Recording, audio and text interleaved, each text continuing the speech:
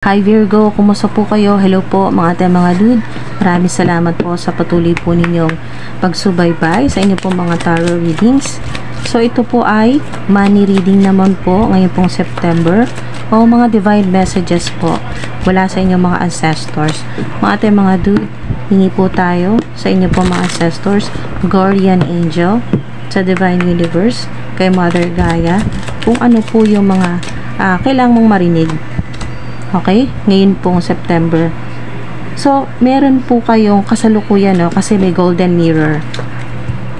Meron po kayong kasalukuyan po na nakakasalamuhan na narcissist o maaring malayo po ito sa inyo, hindi nyo kilala, nakasubaybay sa inyo. Yan po, no? Dahil nga sa mirror ay may vibe dito na copycats. May mga gustong gumaya sa'yo. Yan po. Merong relationship na meron po kayong kasama sa buhay, kasama sa bahay o sa workplace, sa trabaho po ninyo or sa school, sa ilan sa mga nag-aaral pa po sa school ay may narcissist, no? May narcissist. At dahil po ang kasunod dito ay tinuturo ako dito sa Girl with the Snake, so maari po na napakalinaw, no? Mas malakas po yung vibe na may talagang babae na snake. Kumbaga, ito yon yung yung ganito po na babae, no? Na narcissist o snake. O pag snake kasi ay deceitful.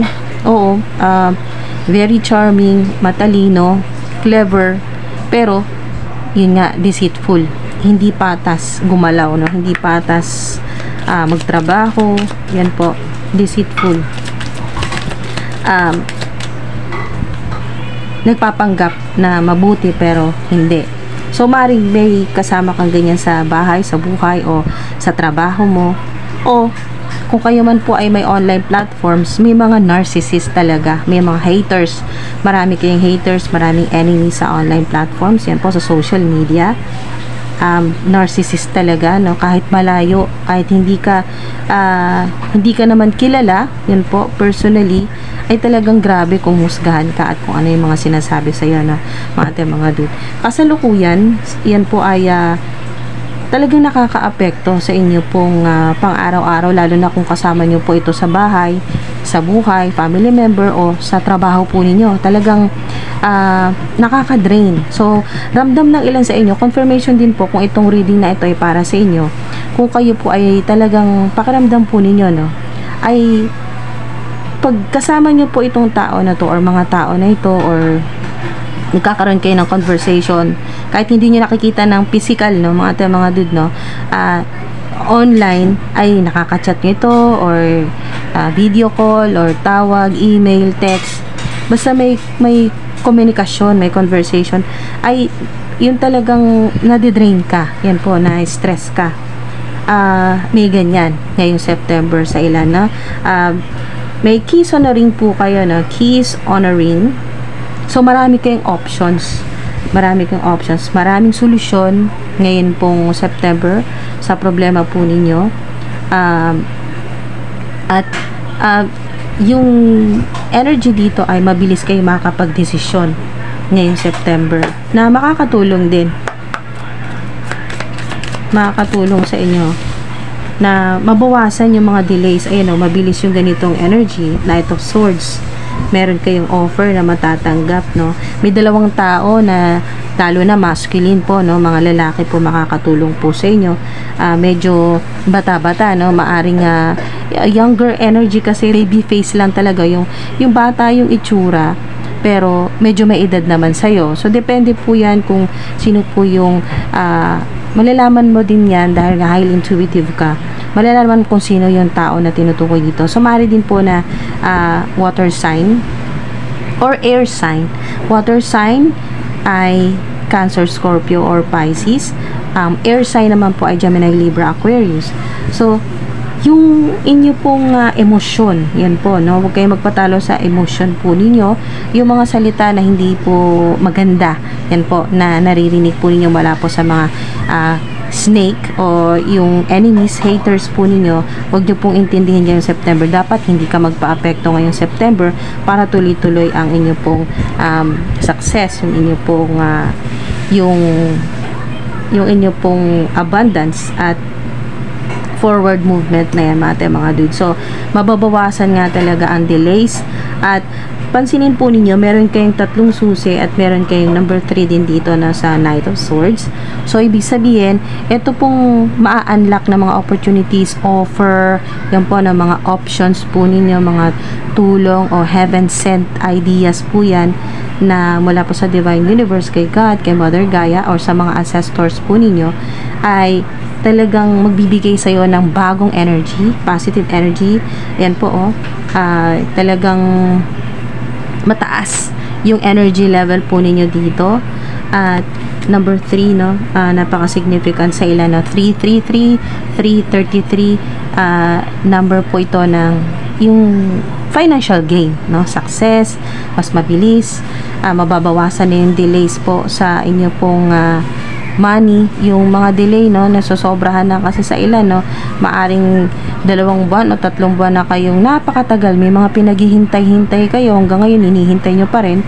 Maaring ito ay sweldo na nadidelay po, or mga payments, ganyan po, or yung masyadong mabagal yung progreso po ng inyo pong income, no, yung revenue po ninyo ay, kung makikita po ninyo sa graph or sa analytics, mapapansin po ninyo na napaka bagal ng yung pag-improve po ng income, no, yung revenue sa ilan. Makikita po ninyo sa analytics ay ilang buwan, no, ang napakalaki ng laktaw bago tumaas ng kaunti.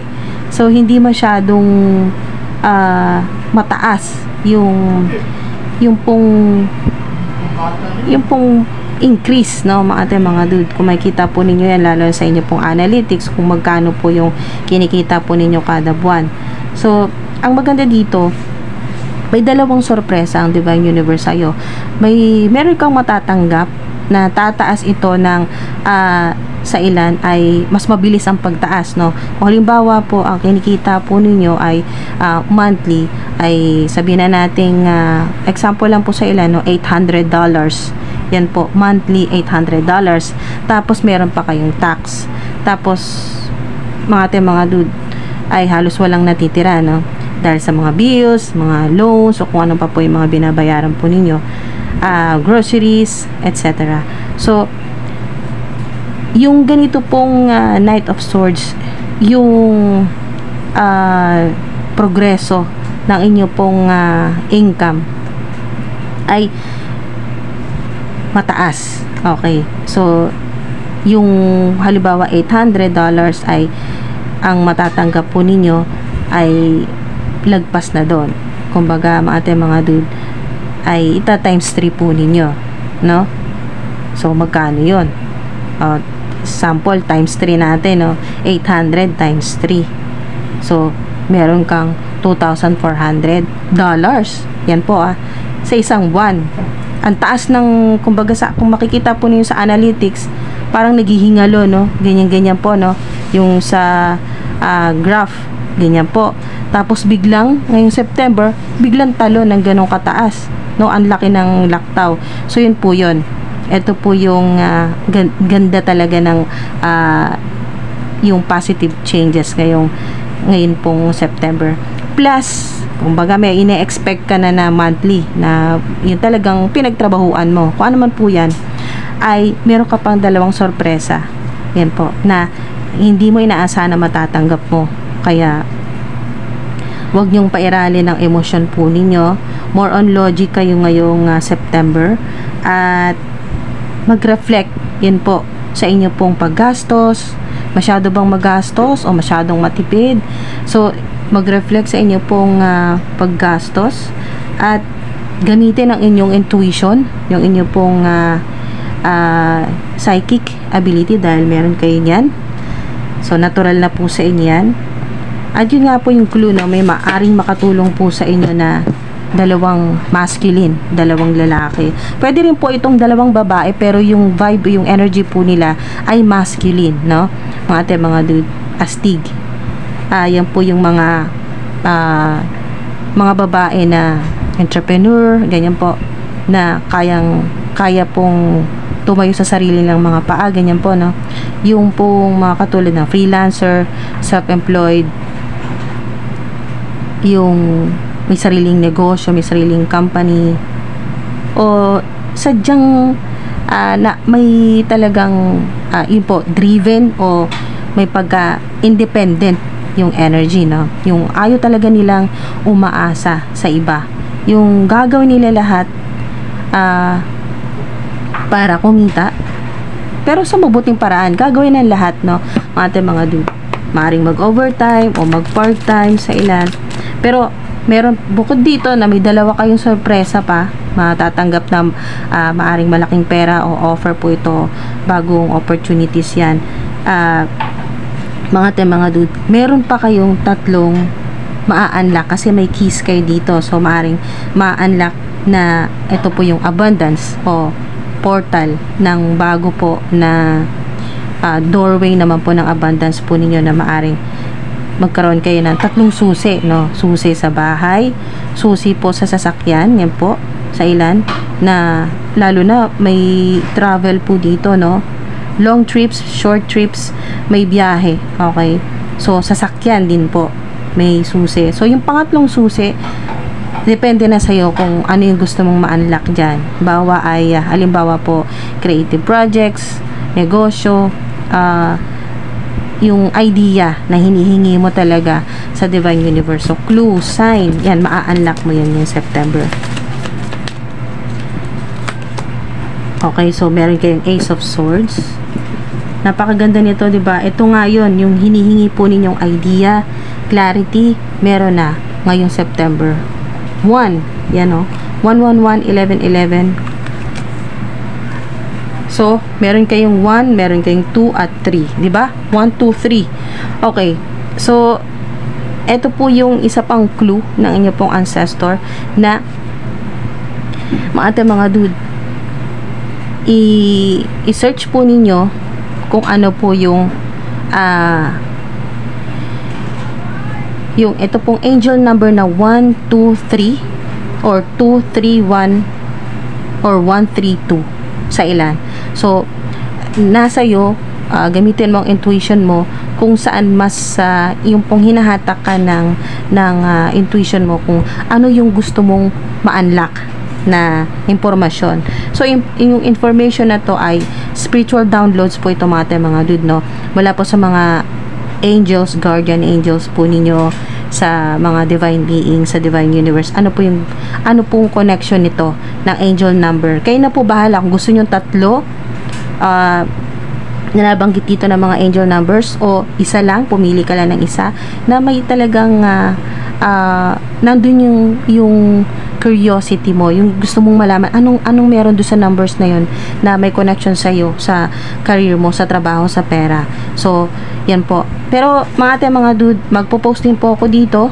Yan po para mas mapadali po para sa inyo na makita. Maglalagay ako ng sample dito ng ano pong meaning ng mga angel numbers na yan, para at least magka-idea ka na. At kung gusto mong mas mahukay pa kung ano pang mas malalim na ibig sabihin nun, at yung makahanap ka pa ng mga dagdag po na impormasyon tungkol doon sa angel number na ilalagay ko po dito, ay kayo na po bahala, no? I-search nyo po yung mga ganyan pong angel numbers at i-guide po kayo ng inyo pong mga guardian angels, ng inyo pong mga ancestors na ituturo sa'yo talaga kung ito, hanapin mo to. Yan po, na yung pong random lang isa-search mo, yung parang dahil sinunod mo yung intuition mo. Highly intuitive po kayo. Lahat ng ginagawa ninyo, divinely guided po kayo, mga dude. Kaya, huwag kayong mag-alala. Lahat po yan, yung mga kiniklik po ninyo, yung mga binabasa po ninyo, ay mga dude, ginagabayan kayo ng mga ancestors po ninyo, ng mga divine beings. Kaya, hindi ka maliligaw. Katotohanan na sinasabi mo at katotohanan na gusto mong malaman, mga ate, mga dude, ginagabayan ka ng divine universe, ng mga divine beings, ng mga guardian angels, ng mga ancestors mo, pati ng mga loved ones mo na nasa heavenly places na po, nasa other side na, ginagabayan ka kung ano yung mga dapat mong malaman. Walang kahirap-hirap. Ikaw na mismo makakatuklas. Kasi ituturo ka sa yung alam niyo yun, mga ate, mga dude, sa mga magre-resonate or makaka-relate po sa ganito pong mensahe sa inyo ng mga ancestors po ninyo na may ginagawa ka. Halimbawa na lang may ginagawa ka, tapos bigla kang mapapahinto at meron kang hahanapin, may isi-search ka sa internet at magkakaroon ka ng interest na, ganito pala, tapos makikita mo, pagtingin mo sa screen mo, hala, angel number, kung ano yung nakita mo rin na sa iba, no? Halimbawa ito, napanood po ninyo, may nakita kang 111333222 1322231 123, mga ganyan po, mga angel numbers. Nagkakaroon ka ng awareness na, hala, synchronize, parang narinig ko na to. Yung mga ganun po na mga eksena, mga ganun pong senaryo na talagang highly intuitive po kayo, sobrang connected po kayo sa divine universe. Pag ganito po, yung crown chakra po ninyo ay talagang active, no? Ito po yung sign. Pag nakita nyo po Ace of Swords, matik na yan. Yung inyo pong crown chakra ay nagliliwanag, active. Yan po. Maring isa rin ito dito sa susi na tinutukoy dito na ma-unlock nyo. Yan po, mga dude, ay infinite wisdom of God. Ito po yun. Ace of Swords na may crown, yan po, at victory po ito. So success yan, sign po ng success, ng abundance, ng clarity, breakthrough, yan po. Pag ganito nakakita kayo ng Ace of Swords, may malaking meron po talagang malaking mangyayari sa buhay po ninyo na mind-blowing, na talagang bukod sa magbibigay sa inyo ng mga ideas, ng clarity, masusolusyonan yung kung ano yung nasa isip mo, ano yung gumugulo sa isip mo, ano yung problema mo, lalo na may kinalaman sa career mo, sa trabaho mo, sa pagbibiyahe mo, ano man po yan, journey mo, spiritual journey at journey, yung inyo pong career, no, mga dude, ay talagang sign niya na kayo po ay pinoprotekta ng divine universe, ni God, ng mga angels. Yan po. At hindi ka mahihirapan mahanap ang katotohanan, mahanap yung gusto mong solusyon or yung mga ideas or mga signs. Yan po, mula po sa divine universe. Napakadali para sa iyo na mahanap, matuklasan, yan po, malaman. So no, diba? Synchronize, unlimited ideas. Ito yun. Wow, diba? Nabanggit na kanina. Your mind is one with God's infinite mind. Diba? Kanina binanggit ng ancestor po ninyo, infinite wisdom of God. So, your mind is one with God's infinite mind. Therefore, you have complete access to unlimited ideas. Ito na yun. OMG! Diba? Nakakilabot, pero yung kilabot ay hindi naman pang horror, no? Hindi po creepy. So, yung kilabot ay nakakatuwa kasi talagang sign ito na kung hanggang ngayon nanonood ka pa, naabutan mo tong part na to, mga dude, talagang confirmation na kayo ay highly intuitive. Yan po, na talagang kayo ay ginagabayan, pinoprotektahan ng divine universe. Kung nagdududa ka pa, ito yung confirmation na kayo ay talagang psychic, highly intuitive, highly intellectual po kayo, matalino, yan po, mga dude, at divinely guided. Yung inyo pong yung isipan po ninyo, hindi lang basta yung galing lang sa knowledge po ninyo na yung napag-aralan, nabasa sa libro, tinuro ng teacher. Hindi po ganun, hindi lang po ganun. Infinite wisdom of God. Ancient wisdom din po sa ilan. Meron ding moon, may kinalaman din sa moon. So ibig sabihin, isa ka sa napaka wow gift, talagang may special o spiritual gift po kayo na dahil sa yung energy ng moon dito ay yung mga mahirap maintindihan o hindi natutuklasan ng iba, ikaw yung nakakatuklas, ikaw yung nakakaisip. Meron din pong owl, so maaari din pong ancestor nyo po ito na talagang nagsasabi sa'yo na meron ka talaga, no, infinite mind. Therefore, you have complete access to unlimited ideas guaranteed to bring blessings. Ito na yun, yung blessings, yung abundance po ninyo, mga opportunities. Dito yan nagsimula. Okay? Dito yan talagang manggagaling sa inyo pong infinite mind. So, maaari din pong sign na makakita po kayo ng owl. Isa pong sign niya na kayo ay talagang highly intuitive at makakatanggap kayo ng unlimited ideas mula sa spirit realm, mula kay God, sa divine universe, so to speak, sa mga ancestors po ninyo, kasi may owl po dito mga isang sign po yan. So all you need to do is to take divinely guided action to allow these ideas, diba? Ito yung ideas, ito yung malinaw na mga ideas na magkakaroon ka. Problem solving na yan, mga dude. Ngayon po, lalo na pag sinasabi mo ang katotohanan, binabahagi mo sa maraming tao ang katotohanan na nalalaman mo dahil nga sa infinite mind or infinite wisdom. So all you need to do is to take divinely guided action to allow these ideas to come to fruition. So, maaari din po sa ilan na nagtuturo po kayo, no? Nagtuturo po kayo, nag-i-inspire kayo ng mga tao kung paano mag-manifest, kung paano po yung law of attraction, kung paano po mga dude na mas maging aware, yan po. At maging connected sa divine universe. Yung paano po mas mapapalapit sa divine universe kay God.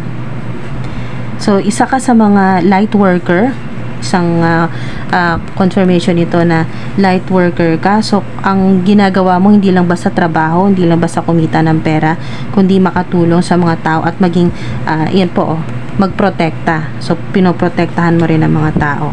So, maaari din po na yung pagprotekta po ninyo, isa paraan po ng inyo pong communication skills. So, kasi speak your mind to solve your problems. Yan po. At ang maganda dito, hindi lang problema mo ang nagkakaroon ng solusyon. Nakakatulong ka rin sa mga tao na masolusyonan din yung problema nila dahil sa pagbabahagi mo na mga ganito pong unlimited ideas.